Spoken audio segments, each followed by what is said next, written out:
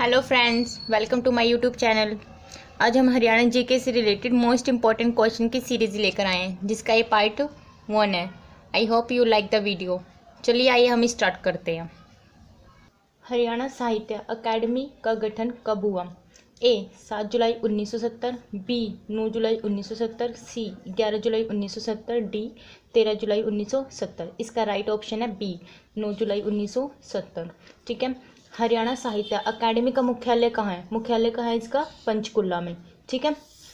Next, Haryana साहित्य अकादमी अकादमी कौन सी पत्रिका का प्रकाशन करती है? कौन सी पत्रिका का प्रकाशन करती है ये? हरिगंधा नामक पत्रिका का प्रकाशन करती है ये। ठीक है। और हरियाणा साहित्य अकादमी के अभी प्रेजेंट में निदेशक कौन है इनके? डॉक्टर पूर्णमल, जो कहाँ से बिलोंग करते हैं ये? सोनीपत से करते हैं। ठीक है, सोनीपत से बिलोंग करते हैं ये। हरियाणा साहित्य अकादमी में प्रथम पुरस्कार किसको मिला था? अशोक भाटिया को मिला था 1991 में। कौन सी रचना के लिए मिला था इनको? समुद्र का संसार के लिए। नेक्स्ट क्वेश्चन है, हरियाणा में अंतर्राष्ट्रीय क्राफ्ट मेला कहाँ लगता है? ए चंडीगढ़, बी कुरुक्षेत्र, सी सरस्वती नगर, डी सूरजकुंड। ठीक है। हरियाणा में अंतर्राष्ट्रीय क्राफ्ट मेला लगता है सूरजकुंड, जो कहाँ पर है ये? हरियाणा के फरीदाबाद में है। ठीक है। और ये हरियाणा में अंतर्राष्ट्रीय क्राफ्ट मेला कौन से महीने में लगता है? कौन से महीने में लगता है? ये फरवरी माह में लगता है। और हरियाणा में अंतर्राष्ट्रीय क्राफ्ट मेले की शुरुआत कब हुई थी? कब हुई थी? 1987 में हुई थी। और किसके द्वारा ये आयोजित की जाती है? हरियाणा पर्यटन विभाग के द्वारा आयोजित की जाती है। और अभी जो हरियाणा में इंटरनेशनल लेवल पे जो क्राफ्ट मेला लगा था वो कौन सा था? 35वां मेला था। और इसकी 2022 में थीम स्टेट कौन सी थी? तो जम्मू कश्मीर इसकी थीम स्टेट थी।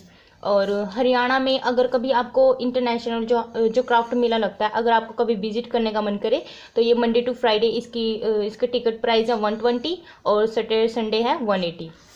क्वेश्चन नंबर 3, हरियाणा का लोकप्रिय लोक कवि किसे माना जाता है? तो ए पंडित लक्ष्मीचंद, बी ताऊसांगी, सी हरिदास, डी दयालदास। ठीक है। हरियाणा का लोकप्रिय लोक कवि किसे माना जाता है? पंडित लक्ष्मीचंद को। हरियाणा का लोकप्रिय लोक कवि कौन है? पंडित लक्ष्मीचंद। ठीक है। और इनका जन्म कहाँ हुआ है? इनका जन्म हुआ है 1903 में जाटीकला, जो कहाँ पर पड़ता है ये? सोनीपत में। ठीक है। इनकी मृत्यु कब हुई थी? तो 17 अक्टूबर 1945 को। ठीक है। और इनके गुरु का नाम क्या है? तो गुरु का नाम है इनके मान सिंह। ठीक है। हरियाणा का सूर्य कवि किसे बोला जाता है? पंडित लक्ष्मीचंद को बोला जाता है सूर्य कवि। और अगर क्वेश्चन में ये आए कि कालिदास और शेक्सपियर किसे बोला जाता है? कालिदास और शेक्सपियर दोनों एक साथ आए क्वेश्चन में, तो हमें लगाना है पंडित लक्ष्मीचंद। और अगर सिर्फ शेक्सपियर आए, ओनली सिर्फ शेक्सपियर, तो इसका क्या आएगा आंसर? इसका दीपचंद आएगा, जो ये कहाँ से बिलोंग करते हैं? ये भी सोनीपत से ही करते हैं। नेक्स्ट क्वेश्चन, प्रसिद्ध कवि सूरदास का जन्म स्थान कहाँ है? ए पटौदी गुरुग्राम, बी नरवाना जींद, सी इजराना पानीपत, डी सीही फरीदाबाद। ठीक है। तो सूरदास का जन्म स्थान कहाँ है? सीही गांव फरीदाबाद में। सूरदास का बचपन का नाम पूछ लेते हैं कई बार, तो इनका बचपन का नाम क्या है? मदन मोहन। जो किसके समकालीन थे ये अकबर के समकालीन थे। ठीक है। और इनकी रचनाएं किस भाषा में लिखी है इन्होंने अपनी रचनाएं? तो इन्होंने ब्रज भाषा में अपनी रचनाएं लिखी हुई है। ठीक है। और इनकी रचनाएं इंपॉर्टेंट है। ये 3 रचनाएं इनकी, सूरसागर, साहित्य लहरी, सुर सरावली। ठीक है। क्वेश्चन नंबर 5, पलवल के होडल क्षेत्र में कौन सा धार्मिक स्थान है? ए रामराय, बी नरकारी तीर्थ, सी कालेश्वर महादेव मठ, डी सती का स्थान। इसका राइट आंसर है सती का स्थान। ठीक है। ये है पलवल के होडल क्षेत्र में। पलवल के होडल में हमारा चमेली वन भी है। ठीक है, जिसे क्या बोलते हैं? हनुमान मंदिर बोलते हैं। और इसके साथ ही पलवल में हमारा होडल की सराय भी है और 12 खंबा छतरी भी है। ठीक है। होडल की सराय और 12 खंबा छतरी कहाँ है? ये दोनों पलवल में है। अगर सिर्फ पलवल आए तो पलवल में हमारा पंचवटी मंदिर भी है, जिसे क्या बोलते हैं? पंचोवन मंदिर भी कहते हैं इसको। ठीक है। नेक्स्ट क्वेश्चन है 6, अधखिला फूल रचना के लेखक कौन है? ए माधव प्रसाद मिश्र, बी बालमुकुंद गुप्त, सी ठाकुर फेरू और डी नेमीचंद। इसका राइट आंसर है बी बालमुकुंद गुप्त। ठीक है। बालमुकुंद गुप्त इनका जन्म कहाँ हुआ है? इनका जन्म गुड़ियानी गांव रेवाड़ी में हुआ है। ठीक है, और इनकी प्रमुख रचना कौन कौन सी है? इनकी प्रमुख रचना एक तो अधिखिला फूल हो गया, और साथ ही साथ इसके हरिदास इनकी प्रमुख रचना और कौन सी है? खिलौना। ठीक है, और ये इनकी रचनाएं कौन सी भाषा में लिखी हुई है?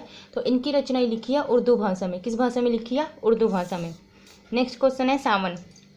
हरियाणा में कौन सा आभूषण मुंह और सिर पर पहना जाता है? ऑप्शन ए सिंगार पट्टी, ऑप्शन बी बेसर, ऑप्शन सी तग्गा, ऑप्शन डी सभी। तो इसका आंसर होगा सभी। ठीक है, इसने मुंह और सिर पर पूछा है, तो ये सब हमारे मुंह और सिर पर पहने जाते हैं। पहला इसका श्रृंगार। श्रृंगार पट्टी क्या होती है? श्रृंगार पट्टी वो होती है जो माथे पर पहनी जाती है, और ये किससे बनी होती है? किस धातु से? चांदी की बनी होती है। ठीक है, नेक्स्ट है इसका बेसर। बेसर क्या है? बेसर यह है एक नाक के मध्य में पहना जाता है। क्या होता है? नाक के मध्य में पहना जाता है। इसे छोटी नथ भी कहते हैं। क्या कहते हैं इसको? छोटी नथ भी। ठीक है, सी है इसका तग्गा। तग्गा क्या होता है? ये सोने और चांदी दोनों से बने होते हैं, जो पतले धागे के समान होता है ये। ठीक है, क्वेश्चन नंबर 8। हरियाणा का प्रमुख आदि कवि किसे माना जाता है? ठीक है, ए गोस्वामी तुलसीदास, बी रहीमदास, सी कवि चंद्रबरदई, डी कबीरदास। तो इसका राइट ऑप्शन क्या है? सी कवि चंद्रबरदई। ठीक है, जो हमारे कवि चंद्रबरदई हैं ये क्या थे? ये दरबारी कवि थे। किसके? पृथ्वीराज चौहान के दरबारी कवि थे, और इन्होंने पृथ्वीराज चौहान के ऊपर रचना लिखी थी। कौन सी लिखी थी? पृथ्वीराज रासो। ठीक है, और इन्हें हिंदी का प्रथम कवि भी कहा जाता है चंद्रबरदई को, और हिंदी की प्रथम रचना भी इन्हीं की है। कौन सी है वो? पृथ्वीराज रासो, जो इन्होंने पृथ्वीराज चौहान के ऊपर लिखी थी। और भारतीय शास्त्रीय द्वारा इनके भाषा को क्या कहा गया है? इनके भाषा को पिंगल कहा गया है। ठीक है, नेक्स्ट क्वेश्चन है 9। नंबर 9। प्राचीन काल में बहादुरगढ़ नामक नगर किस नाम से जाना जाता था? ए सफीराबाद, बी बलरामगढ़, सी बहावलगढ़, डी सरफाबाद। बहादुरगढ़ का प्राचीन नाम क्या था? सरफाबाद। ठीक है, बहादुरगढ़ की स्थापना किस मुगल शासक द्वारा की गई थी? तो आलमगीर द्वितीय द्वारा की गई थी। ये मुगल शासक था। ठीक है, इसके द्वारा बहादुरगढ़ की स्थापना की गई थी। ठीक है, और बहादुरगढ़ को और किस नाम से जाना जाता है? गेटवे ऑफ हरियाणा के नाम से बहादुरगढ़ को जाना जाता है। ठीक है, और बहादुरगढ़ को हम औद्योगिक हब भी बोलते हैं। किसको बोलते हैं औद्योगिक हब? बहादुरगढ़ को बोलते हैं। Question number 10।